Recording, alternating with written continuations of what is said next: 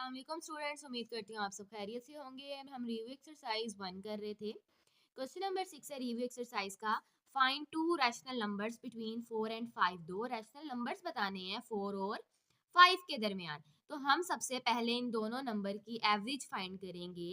Average का क्या मतलब था, दोनों नंबर्स को सम करवाएंगे और 2 पे डिवाइड करवाएंगे। 4 में 5 प्लस किया 9 आया, किस पे डिवाइड हुआ 2 पे। एक नंबर फाइंड हो गया। दूसरा नंबर है हमारे पास, तो उसकी एवरेज कैसे फाइंड करेंगे। 9/2 की एवरेज या तो 5 के साथ फाइंड कर लें या फिर 4 के साथ फाइंड कर लें। हम 5 के साथ फाइंड करके चल रहे हैं। 9/2 को प्लस किया 5 में और किसके पे डिवाइड किया 2 पे। ओके, देखें 5 के नीचे कोई नंबर नहीं है तो क्या है 1 है। ठीक है, 9 एज इट इज। 2 5 आर 10। 2 हमारे पास कहाँ चला गया एलसीएम में। Okay, 9 + 10 19 divided by 2। ये डिवाइड हमारे पास किस में लिखा गया, हम लोगों ने सिंबल में लिखा। और ये डिवाइड जब मल्टीप्लाई में चेंज हुआ तो क्या हो गया, रेसिप्रोकल हो गया। 19 × 1 19, 2 2s आर 4। हमारे पास फर्स्ट रैशनल नंबर आया था 9/2, सेकंड रैशनल नंबर आया 19/4। हम नेक्स्ट क्वेश्चन की तरफ मूव कर गए, सिंप्लीफाई करवाना है। ओके, ये देखिए रेडिकल की फॉर्म गिवन है। सबसे पहले इस रेडिकल को एक्सपोनेंशियल में कन्वर्ट करेंगे। ठीक है, एक्सपोनेंशियल का क्या मतलब था, पावर में कन्वर्ट कर रहे हैं। रेडिकल के बाहर 5 था तो पावर क्या बन गई 1/5। अब इन सब पे पावर सेपरेट अप्लाई होगी। हमने इंडेक्स के लॉ पढ़े थे, पावर लॉ पढ़े थे कि होल की पावर है तो 1/1 सब पे पावर सेपरेट अप्लाई हो सकती है। 1/1 सब पावर से मल्टीप्लाई हुआ, कैंसिलेशन हुई तो आंसर आया x की पावर 3, y की पावर 7, z की पावर 4। ये हमारे पास सिंप्लीफाई हो गया। पार्ट नंबर 2 है हमारे पास, सेम एज इट इज को सिंप्लीफाई करवाना है। सबसे पहले रेडिकल को पावर में कन्वर्ट किया, यानी कि एक्सपोनेंशियल में कन्वर्ट किया। जो ग्रेटर नंबर था उसे स्मॉल नंबर्स में ब्रेक किया। 3 की पावर 3 आया। 2x मल्टीप्लाई हुआ 1/3 से तो पावर बन गई 2x/3। ये 3 इस 3 से कैंसिल, 3 की पावर 2x रह गई। ठीक है, ये हमारे पास क्या आ गया इसका आंसर। पार्ट नंबर 3 है हमारे पास। ये क्वेश्चन गिवन है, हमने क्या करना है, सबसे पहले हम सेम बेस को नीचे से कॉमन लेते हैं। 3 की पावर n कॉमन आ रहा है। हम क्या कर रहे हैं, हम लोग न्यूमिरेटर में से 3 की पावर n को ले रहे हैं कॉमन। ठीक है, या तो उसको ब्रेक करके लिख लें या उसको क्या ले लें, कॉमन ले लें। हमने ब्रेक करके लिखा तो क्या चीज़ थी, 3 की पावर n, 3 की पावर 1, 3 की पावर n, 3 की पावर 2। स्मॉल नंबर्स में ब्रेक हो गया। अगर आप ब्रेक नहीं कर रहे तो आप लोग क्या कर सकते हैं, जस्ट 3 की पावर n भी डिनोमिनेटर में से क्या ले सकते हैं, कॉमन ले सकते हैं। ठीक हो गई बात। ओके, अब देखें हमारे पास 2 भी क्या हुआ था, हमारे पास एज इट इज 6 चल रहा था। 3 की पावर n, ये भी 3 की पावर n है, ये ब्रेक हुआ। हमने 3 की पावर n ऊपर से भी कॉमन ले लिया, नीचे से भी कॉमन आ गया। ये आपस में क्या हो गया, कैंसिल। 3 6 आर 18। ठीक है, लेकिन यहाँ पे पावर भी गिवन है हमारे पास, तो हमने क्या करना है, 3 3 आर 9, फिर उसे 6 से मल्टीप्लाई करवाना है। 3 में से 1 माइनस के आंसर क्या आया 2, 2 1 आर 2, 2 3 आर 6। तो हमारे पास 3 9 आर आंसर क्या आ गया 27। क्वेश्चन नंबर है हमारे पास 8, the sum of 3 consecutive odd integers. Odd integers यानी कि ऐसे नंबर्स जो हमारे पास किस पे डिवाइड हो रहे हैं, 3 के टेबल पे डिवाइड हो रहे हैं, ऐसे ही है। ओके, ऑड इंटीजर्स बताने हैं इज, और वो कह रहे हैं उनको प्लस करेंगे, आंसर आएगा 51। अब देखिए फर्स्ट इंटीजर सपोज किया x, ठीक है। सेकंड इंटीजर सपोज करना है, उसमें 2 ऐड होगा तो वो सेकंड इंटीजर बनेगा। क्यों, मैं कहती हूँ x की वैल्यू 1 है, 1 में 2 ऐड किया तो 3 बना। 3 मेरे पास एक ऑड इंटीजर है। नेक्स्ट नंबर में 4 ऐड होगा तो हमारे पास नेक्स्ट इंटीजर आएगा।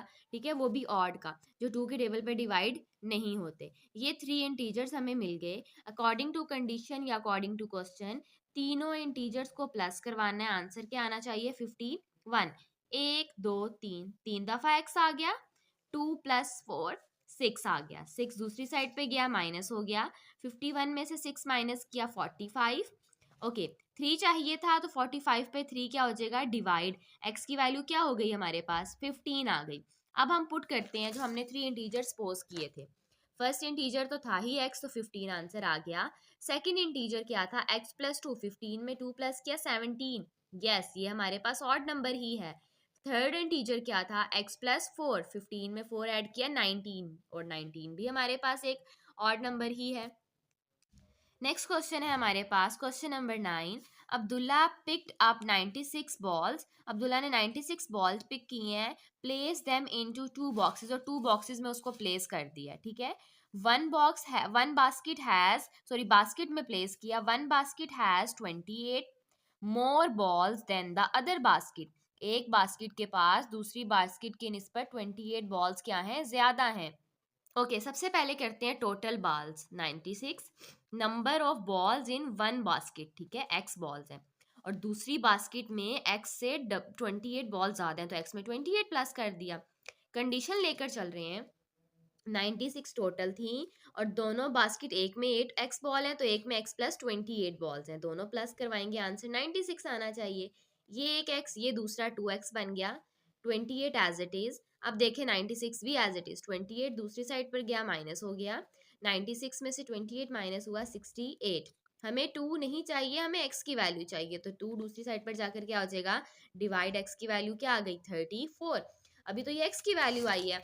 अब हमने जो बास्केट सपोज की थी, number of balls in first basket 34 balls थी, number of balls in second basket, x में क्या प्लस होना है, 28, तो हमने क्या किया, 34 में 28 को प्लस करवाया, आंसर आया 62। मतलब फर्स्ट बास्केट में 34 बॉल्स, तो सेकंड बास्केट में 62 बॉल्स थी। ओके लास्ट क्वेश्चन है हमारे पास, Salma invested rupees in a bank, Salma ने इतने इन्वेस्ट किए रुपीज बैंक में, तो हम लिखते हैं कि अभी स्टेटमेंट रीड करते हैं, फिर साथ साथ स्टेटमेंट राइट डाउन भी करते जाएंगे। Which paid simple profit at rate of 7/1/4%, rate of interest हमारा क्या आया कि हमारे पास 7/1/4% थी पर अन्यूम, ठीक है।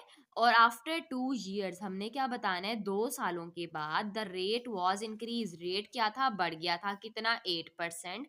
तो आपने बताना है टोटल 7 years में उसने कितना आपके पास क्या कहते हैं हम इन्वेस्ट किया at the end of year. Okay सबसे पहले हम लिखेंगे फर्स्ट 2 years के बारे में, सिंपल इंटरेस्ट था, प्रिंसिपल अमाउंट गिवन थी, जिस जो थी हमारे पास टोटल अमाउंट थी, ठीक है। रेट ऑफ इंटरेस्ट क्या गिवन था, 7/1/2, मिक्स फ्रैक्शन थी, हमने सेम प्रॉपर में चेंज करके पॉइंट में कन्वर्ट किया।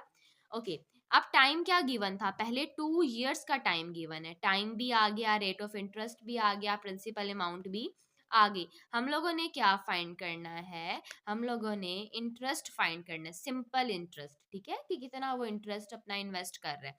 ओके इसका फॉर्मूला है P multiply by R multiply by T divided by percent, यानी कि 100।